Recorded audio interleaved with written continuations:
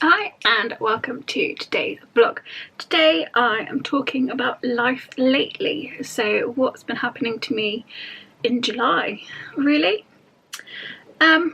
Still working at home, still mostly under lockdown. I have managed to get out a couple of times. I've been out to have my hair done, I have been out to have a tattoo, and I've had my nails done. Haven't been to sort of any pubs or restaurants or anything like that yet. Our local Prezzo reopened and we did order takeaway via Deliveroo, and unfortunately, despite picking from the gluten-free menu and requesting a gluten-free meal, I did not receive a gluten-free meal and I have been really ill now for a week. So that's been awesome. So in this video I'm going to be talking just a little bit about what I've been reading, what I've been watching and what I've been up to for the last month. So I haven't done, the start of the month I managed to do quite a lot of reading. It's sort of tailed off a bit now and I haven't really felt like picking up a book for a little while. But I read a book called The Familiars by Stacey Hall, which was okay. I read The Mystery of the Exploding Teeth by Thomas Morris. That was a non-fiction book and I would highly recommend. It was really interesting, and it was all about sort of unusual medical cases sort of throughout history, and sort of unusual things people had done, like eating 50 Swiss Army knives. So that was quite an interesting read, and I did enjoy that. Then I read a book called Perfectly Preventable Deaths by Deirdre Sullivan. Yeah. And then I read a book called The Chain by Adrian McKinley. I really enjoyed The Chain, and I read it in one day, and I enjoyed it right up until about, the book was in 3 parts and I enjoyed it right up until part 3, and then it just was, it got really ridiculous. I mean, it was already quite ridiculous, but it got even more ridiculous. Basically, I won't give you any spoilers, don't worry, but basically your child gets kidnapped and the only way to get your child back is by kidnapping another child. So your child's been kidnapped so that that family can get their child back, and so on and so forth. And it was really interesting. The first 2 parts were really good, and then the third part, I don't know, it was, the pace really changed and it just wasn't as good at the end, so a little bit disappointing. And I'm currently reading Murder Most Fab by Julian Clary, which I've read before. It's a bit of a risque book. I wouldn't recommend it to the easily offended. But yeah, it's a good book. I've read it before and I've enjoyed it, and it's like a nice easy read, so I picked it up in the hopes that it would kickstart me back into reading again, but it so far has not worked. So that's what I've been reading. I think because I'm not reading as much and I've stopped playing Animal Crossing, I've been watching a lot of TV. So whilst Neil's been playing Call of Duty in the evenings, I've been sort of watching Netflix on the iPad. So this month, or last month I suppose, I watched the entire, every episode of The Royal Family, which is just really funny. It's just such a good comedy. It's really feel good, it's really funny, it's really daft, and having a northern family, I can relate to so much of it. So yeah, I watched all of The Royal Family, and the reason that I decided to watch The Royal Family again was because we watched Ricky and Ralph's Very Northern Road Trip. Now that's Ralph Little and Ricky Tomlinson from The Royal Family, and they were talking about the filming of it in their documentary, which basically they toured around northern cities, and that made me want to watch The Royal Family, so that was why I watched The Royal Family.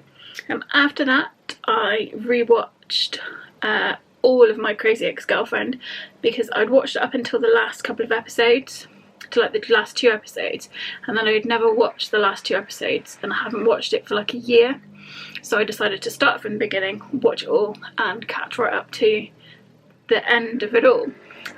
I really liked My Crazy Ex-Girlfriend. I loved the songs in it. I loved the premise. It was really interesting. It was really nice to see mental health be talked about so openly, but I honestly thought the last ever episode was so rubbish. Oh, I was so disappointed in it.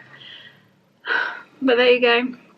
After that, I rewatched Jane the Virgin again. Like My Crazy Ex-Girlfriend, I have previously watched it right up until just before the last series started, and then I just had never got around to watching that last series.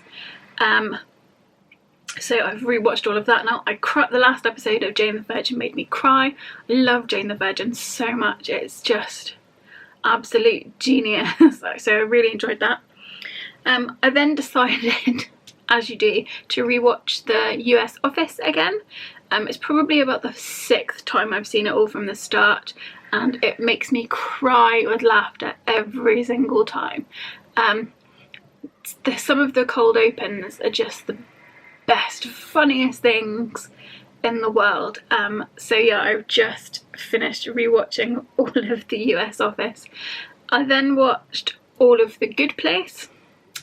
Again, like with Jane the Virgin and My Crazy Ex-Girlfriend, I'd watched all the episodes right up until almost the end, and then had just never got around to finishing those final episodes. And again, I love The Good Place. It was so funny. The first 3 seasons of The Good Place are just brilliant. The 4th season, didn't really like it. Didn't really like the ending. Thought it was a bit crap. So that was all really disappointing. Yesterday I finished The Good Place and I decided to watch Schitt's Creek. This is based off quite a few recommendations. My good friend Anna has recommended it to me, and I've seen lots of people talking about it. I think partway through season 2 now, and honestly I'm still kind of on the fence about it. I think because I so recently watched The Office again, and there are just so many laugh moments in The Office, and I haven't quite got into that with Schitt's Creek. So I'm going to persevere. I'm going to watch it right to the end, because I finish things that I start. But yeah, I'm kind of on the fence about it at the moment. So that is what I've been watching, and doesn't it seem like all I've done is watch television? Yeah, all I have done is watch television. So in my last live lately, I was talking about how I'd been playing Animal Crossing. I don't think I've really played Animal Crossing since I filmed that vlog. I kind of fell out with it. I was waiting for updates just to give me something. Like, I really wanted to go swimming and diving, so I was kind of waiting for that update to sort of happen. And I'd moved all my villager houses and I didn't really have anything left to move or do, and I'm not really very good at terraforming, and I was just sick to death of seeing how beautiful everybody's islands were, and mine just looks like trash, and nobody ever invites me to their island, nobody ever comes to my island, so I was just kind of done with it. But I will talk about this in a minute, but in the next, sort of the end of this month, I am going to have a lot of time on my hands, so I am planning to get back into Animal Crossing. So I've played it a couple of times since, and I've put the new updates on. Like, I updated it so I get the fireworks today, and I'm going to play it tomorrow to see the fireworks because I love the fireworks in New Leaf. So I just want to see what those look like, so I'm going to do that tomorrow night. But I'm gonna do a bit of terraforming, I'm gonna move my villager houses, I'm gonna move my house. I'm just gonna try and have a little bit more fun with it when I've got some time on my hands at the end of the month. So the game I have been playing, which technically isn't a game, but it's honestly been keeping me amused for hours and hours. So yeah, it's basically paint by numbers. So you go into the pictures like so, and you select a colour, and you just basically tap on the screen where the hatched bits come in, and then it colours it in for you. And it's really time consuming, it's really calming, and I've spent hours and hours on this. If I just show you these are all the pictures I have coloured. So at the moment I'm sort of concentrating on the daily pictures, so I went right back to the start of the app, which was midway through 2017, and I'm colouring my way back every day, so every daily picture since 2017. So every day you get a brand new daily picture, and they change. You've got lots of different ones. And then there's categories, so let's go to the library. There are different categories, so you can do, if you want to do interiors, there's lots of flower pictures, animals, fashion, everything. This has just got so much, and there are literally thousands of pictures on this. It really will keep you entertained for hours. Some of the pictures are really, really simple. So like this one is quite a simple one. Some of them are really complicated, like this one, which has got lots and lots of different little bits in it to colour. And there honestly is something for everyone, and it's free. All of these hundreds of pictures are free. The issue is, with the free version, you do get an advert. So before you start a picture and when you finished a picture, you do get an advert, which is a little bit tedious. I have since paid to have the ad-free version because I've been playing it so much, and I love it. I love it so much. So I would highly recommend this app. It's called Happy Colour app, and you can download it in the that has taken up huge amounts of my time. So I did a couple of crafty things over the last month, and if you were on my Instagram, you might have seen this wooden house that I built. It was just basically a kit where you pop all the pieces out and you just stick them together. I had plans to paint it. That was my plan. I was going to paint it and have it somewhere because I was a little bit proud of it. It took me a whole day to make, and I was a little bit proud of it because I got quite a few splinters. And then Figaro knocked it off the shelf and smashed it all over the floor, and it broke into lots of pieces, and I had to throw it away. So that was a good day's work, like down the drain basically. So that was quite upsetting. So the other thing crafty that I've been doing are these sticker sheets. So these are like colour by number sticker colouring books basically. So you get stickers, and then you get the colouring sheet. You can see I've started this one, and you just basically look for the number on the sticker sheet, you find the corresponding number on the pad, and then you just stick it in the space that it should go. I use tweezers because I've got sausage fingers and it's just easier to peel the stickers off and put them down with a pair of tweezers. But yeah, I've been really into these sticker books. Again, it's quite therapeutic because you're having to concentrate and look for the numbers. You have to focus on it. You can't really think about anything else. So I bought a couple of different books. This one I really like, Sticker by Number Cats, and it's just, yeah, a load of cats to sticker. Let me see if I can find, oh here we go. So these are some of the different pictures that you'll create with the stickers. So yeah, I've had an absolute whale of a time with these, and I've actually just added a whole bunch more to my Amazon wish list that I'm going to treat myself to next month. As I briefly mentioned earlier, I'm going to have a lot of time on my hands come the end of this month, and that is because I've been given a date for my ankle surgery. So it's booked for the 27th of August.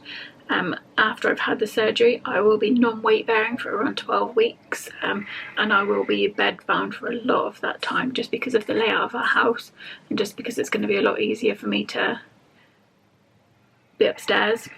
At the moment, we're planning as if that's the date, but obviously at the moment things could change, so we are sort of still waiting and seeing a little bit really, but hopefully things will go to plan and I'll have this much needed surgery on the 27th of August. So I am going to have a lot of time on my hands, so I am I've got lots of activities to keep me busy. I'm hoping to get lots of reading done. I'm hoping to still be able to film some vlogs, and I'm going to talk about my surgery, how I get ready for hospital stay. I'm going to talk about what the surgery is like. I'm going to talk about recovery, what recovery is like for mental health. So yeah, I've got lots planned, and I'm hopefully going to be able to get all of that done. That's it really. That's where I'm at. That's what I've been up to. Very little. I've achieved very little, unless I need to be on a pub quiz with the specialist subject of the US office, in which case I have achieved a lot this month. I've not really got a lot planned for August now because of the surgery. Neil and I will have to completely shield and isolate for 2 weeks before the surgery and 2 weeks after the surgery. So we're not going to be really going anywhere or doing anything or seeing anyone for a month. So we are going to be shielding from the 13th of August. So yeah, I don't know what that's going to be like, because before Neil could at least escape me, and now he's literally stuck in the house with me.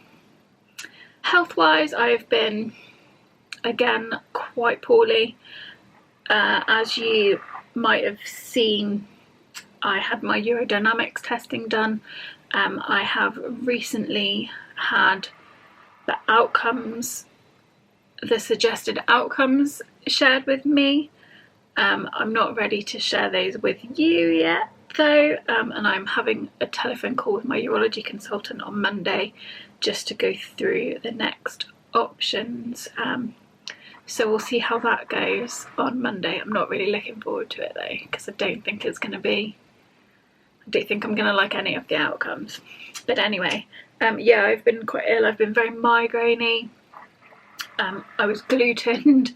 I've had lots of urinary tract infections. My colitis has flared up a lot. So all in all, it's not been a great time for me recently, but I am still here, and as they say, what doesn't kill you makes you really super weak and tired. Anyway, that is life lately. If you have enjoyed this vlog, then give me a thumbs up, but don't forget to subscribe, and I'll be back soon with another video.